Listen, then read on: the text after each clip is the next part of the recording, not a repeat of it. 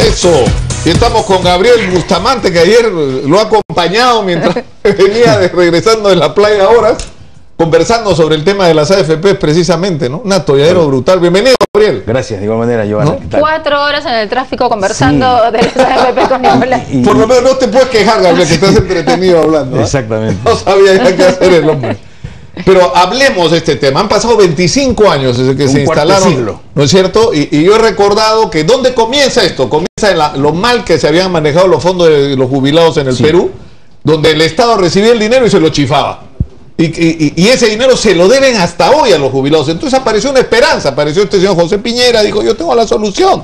Vamos a crear fondos privados de pensiones y esto va a ser la felicidad para los jubilados.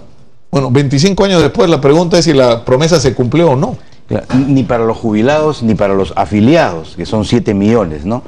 En efecto, en esos tiempos la ONP, como hasta ahora, porque la ONP tampoco ha cambiado.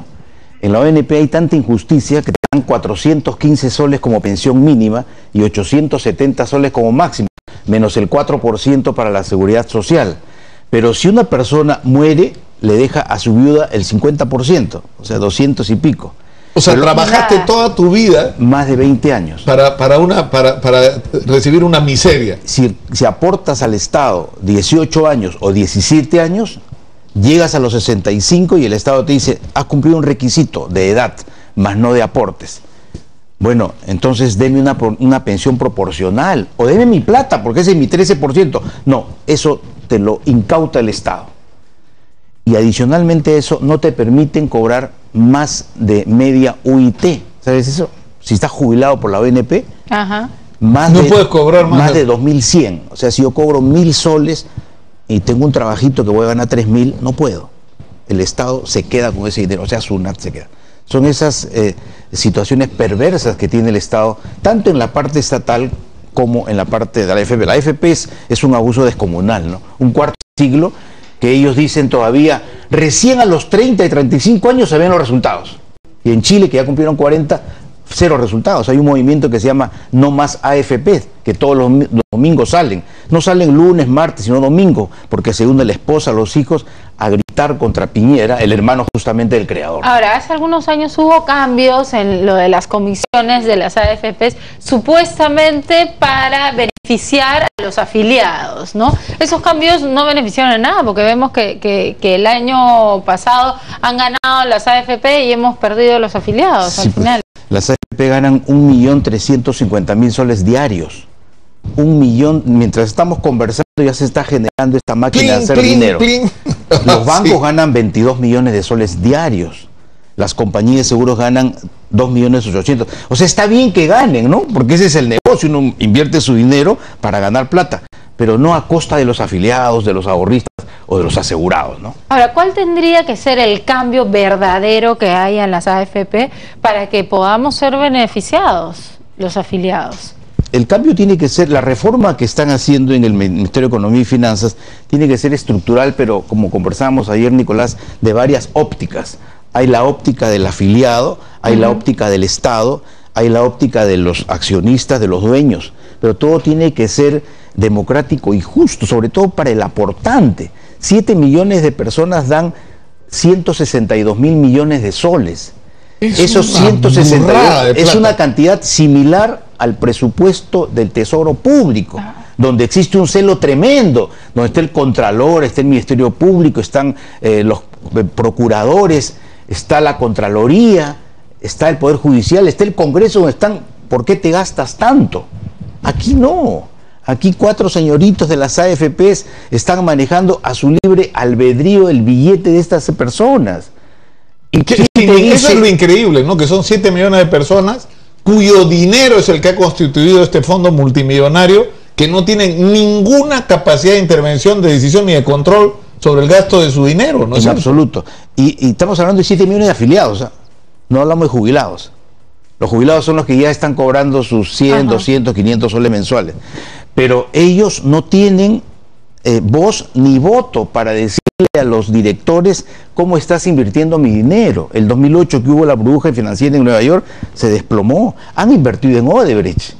Ellos no absolutamente saben. Entonces, esto lo sabe la superintendencia. Esto o sea, lo ¿ha sabe habido el obras hechas por otros? ¿No ha habido plata de las AFP? Por supuesto, por supuesto. Y hay una empresa muy grande que se denomina Enfoca, que tiene una cantidad muy grande de dinero. Que es la que compró Latina, que es un tema sobre el que nadie ha discutido. O sea, donde encuentran la empresa pierde plata. Originalmente el fondo venía de las AFP, pero nunca se ha dado una explicación sobre eso. O sea, los jubilados no están, o sea, es decir, pero los aportantes no están ni enterados de que eso está ocurriendo. Y su plata, ¿no es cierto?, su dinero. ¿Y quién dice que ese dinero, puedo pensar mal yo, de que está timbiado entre sus propias empresas? Claro, porque esa es la otra interrogante, ¿no es cierto? Si tú tienes un fondo de 160.000 millones y lo inviertes para ganar la mayor rentabilidad posible, ¿no es verdad? Pero resulta que los beneficiarios de tener acceso a este fondo lo hacen con unas tasas de interés muy bajas. O sea, un pequeño empresario, un microempresario, la gente que me está viendo y escuchando y siguiendo en las redes no me va a dejar mentir. Así es. ¿Cuánto le cuesta el crédito a un empresario de gamarra, a un pequeño empresario? Fortunas. Si logran acceder a un banco, 20, 25% de interés, hasta más. Y si es que no caes en manos de estos prestamistas informales que te rompen las piernas y te cambian la casa del carro, o te matan, si no pagan, o te matan. Sí. ¿No es cierto? Con tasas de interés brutales donde tienes que pagar prácticamente cada día. Y el Estado... O sea, ¿por qué no es posible que esta gente, que es la micro y pequeña empresa, que le da empleo a más del 70% de los peruanos que trabajan y que son recontra buenos pagadores y que están pagando tasas de interés enormes? Claro. O sea, no tienen acceso a estos fondos. El Estado sí les abre la puerta, ¿no?, a los microempresarios. Le dice, de esta partida presupuestal obligatorio tienes que trabajar con el Estado. Ajá. Pero las AFPs, los 160.000 millones de soles, que son más de 50, casi es la cuarta parte del Producto Bruto Interno. Eso manejan las AFPs.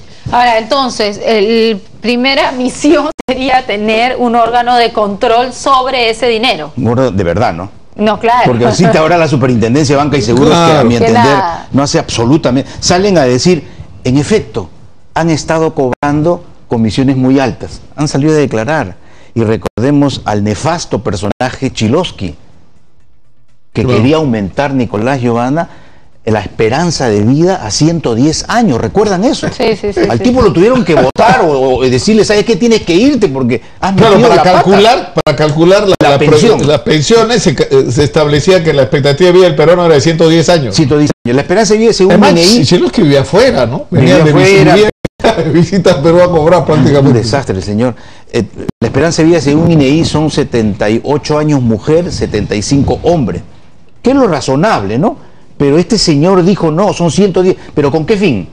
Con el fin de que tu plata se alargue más y de ahí dividirlo en los años que puedes vivir.